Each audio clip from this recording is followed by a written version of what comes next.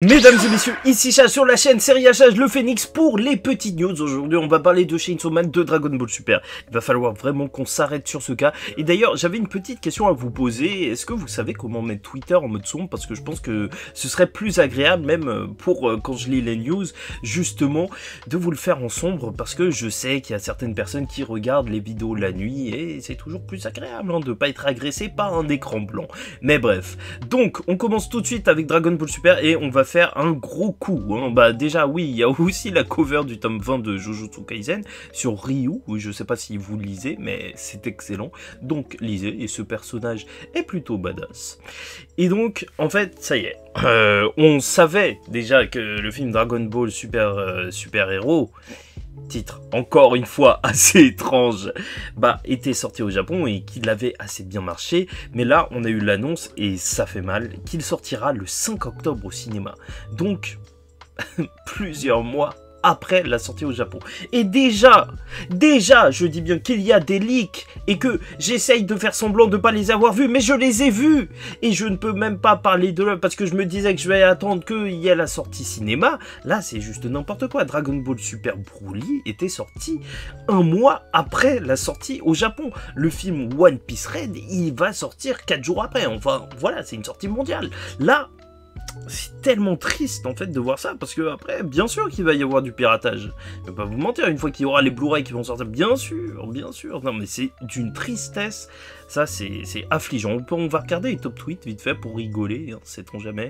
C'est quoi cette date? Un manque de respect total. C'est officiel, c'est un peu loin, mais au moins on a une date. C'est vrai, en soi, vaut mieux se réjouir. Vaut mieux être comme ça, être fixé, qu'être dans le doute. Je reste toujours positif envers Dragon Ball, même s'il y a des choses qui ne me plaisent pas. C'est abusé, on nous prend pour DC. Crunchyroll qui annonce la sortie française en octobre, ça donne ça. Ok, le foutage de... Bon, bref. En gros, des réactions qu'on va appeler mitigées, bien évidemment. Donc, ensuite, là, c'est un gros leaker, DBS Chronicle, qui confirme que, voilà, il va y avoir justement des épisodes de Dragon Ball qui vont être mis en 2023. En fait, ils sont en train de travailler dessus, et ça, c'est plutôt énorme. En fait, retour de Dragon Ball Super, je pense que c'est quelque chose qu'énormément de personnes attendaient, même plus que le manga, parce qu'au final, en fait, la communauté Dragon Ball, c'est pas forcément une communauté qui lit, en fait, surtout en France. Je connais plein de personnes, tu connais, en fait, c'était Club Dorothée et tout, même les anciens, tu vois, ils lisent pas forcément le manga, mais ils regardent les épisodes, et donc ce sera un plaisir de retrouver Dragon Ball Super. Après, on sait très bien ce qui va se passer, sûrement des adaptations des films, du film Broly et tout, mais tant qu'ils rajoutent du contenu, c'est plutôt cool. Moi, je vous avoue que j'aime beaucoup l'ambiance de Dragon Ball, même juste de Dragon Ball en général. Retrouver Dragon Ball, c'est toujours un plaisir. Dragon Ball Super, ça crée l'événement, ça fait plaisir le petit dimanche de te poser en famille et de regarder, moi je regarde avec mon petit frère, l'épisode de Dragon Ball Super. Bien sûr, bien évidemment, avant le lundi où tu vas être triste, au moins c'était un grand moment. Après, je vais pas vous mentir, concrètement, le manga il me dégoûte. C'est pour ça que je fais plus de review, si vous vous posez la question, sur Dragon Ball Super. C'est parce que, en fait, ça tourne tellement en rond, j'ai l'impression de toujours voir la même chose, et ça fait que j'ai même plus envie d'en parler. Je lis le chapitre et je m'arrête, et c'est tout. Et donc, espérons que l'anime rattrape ça. Voilà. Donc ils sont même en train de travailler sur un autre film pour dans 2-3 ans. Et donc voilà, ils gardent leur rythme de film tous les 2-3 ans. Et au final, je sais pas. Ce qui était intéressant, c'est qu'apparemment ce film-là, Dragon Ball Super Héros, se concentrerait plus sur Sangohan. Et ça, c'est assez sympathique à voir, parce que au moins... ça va nous changer de Dragon Ball Super où tu vois juste une série Vegeta Goku, et en plus t'as un peu de Piccolo et tout. Non, ça peut être intéressant s'il s'intéresse à Goten et Trunks et tout. Franchement, je suis pour. Enfin bref, voilà tout ce que j'avais à dire concernant Dragon Ball Super. N'hésitez pas à me dire ce que vous en pensez, parce que c'était la grosse news du jour. Donc il y aura aussi un film d'animation pour Kaguya-sama Love is War qui est en préparation et qui adapte l'arc du premier baiser qui ne se finit jamais. Bon, ok. Après la saison 3, je n'ai toujours pas regardé, je sais. De toute façon, maintenant c'est sur ma liste, après en avoir discuté avec vous. Donc, Panini va organiser un événement pour la fin de Demon Slayer en France. Et donc ça aura lieu ce week-end à Paris sur le parvis de la gare Saint-Lazare du 8 au 10 juillet avec des jeux gratuits et des animations. Les horaires publics sont de 12h à 19h. Peut-être que je passerai, je ne suis pas sûr. D'ailleurs, en parlant de ça, aujourd'hui c'était aussi la sortie du tome 41 de Berserk. Pour rappel, c'est le dernier tome de Kentaro Miura. Regardez, en vrai, ils ont fait un taf, c'est vraiment beau à voir. Et bah voilà, il y a déjà des scalpeurs, enfin des gens qui achètent et qui revendent, c'est d'une tristesse parce que moi j'aurais bien aimé faire ça dans le sens où j'aurais pu vous en offrir mais c'était limité où j'allais et franchement ça fait vraiment de la peine de voir plein de gens qui attendent et toi t'en achètes plein, enfin bref, donc je ne l'ai pas fait. J'espère que vous ne m'en teniriez pas des rigueurs, je ne sais même pas comment dire ça.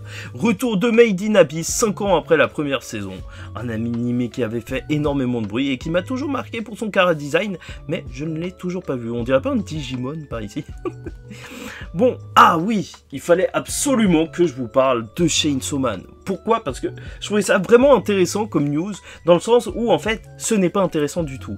Donc, en gros, la production et le PDG de MAPPA, voilà, il voulait partager des contenus pour l'Anime Expo et tout le monde l'attendait, mais il préfère attendre que ce soit parfait avant de le montrer. Et ça, c'est rien que ça, en fait, c'est parfait, parce que tu sens vraiment qu'ils sont dans un mood où ils veulent perfectionner la chose avant de la montrer, et ça, c'est ce qu'on attend de nos jours. Il y a plein d'animés différents, bien travailler sur un animé qui risque d'être un hit, c'est juste tout ce qu'on attend. Donc ce sera en août pour avoir plus d'informations, mais en plus, apparemment, il y aurait des scènes inédites justement dans l'animé Chainsaw Man. Et c'est là où je voulais m'arrêter un petit peu, parce que en fait, quand je lis ce genre d'annonce, en fait, des scènes supplémentaires par rapport au manga, vu que je lis le manga, enfin j'ai lu Chainsaw Man, alors à chaque fois je me dis, ah, bah tant mieux, ça va être excellent, tu vois, qu'ils rajoutent des choses pour développer, étayer un petit peu plus l'histoire.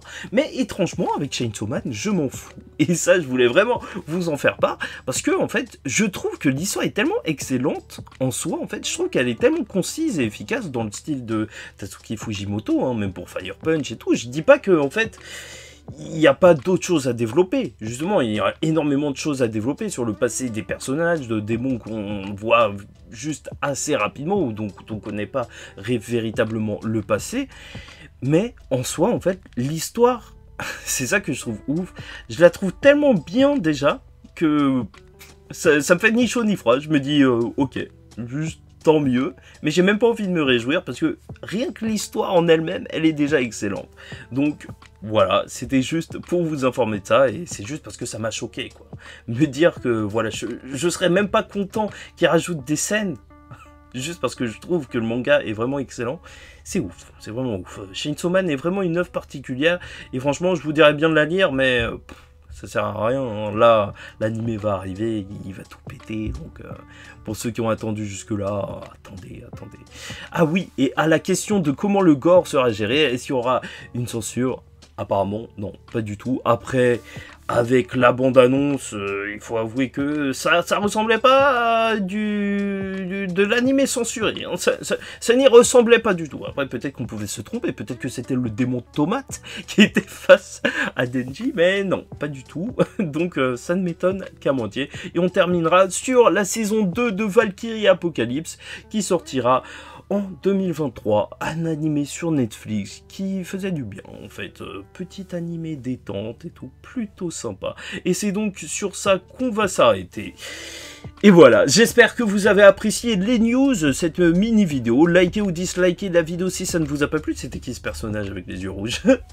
Commentez, donnez-moi votre avis sur ces news en commentaire, pas sur CNews la chaîne bien évidemment.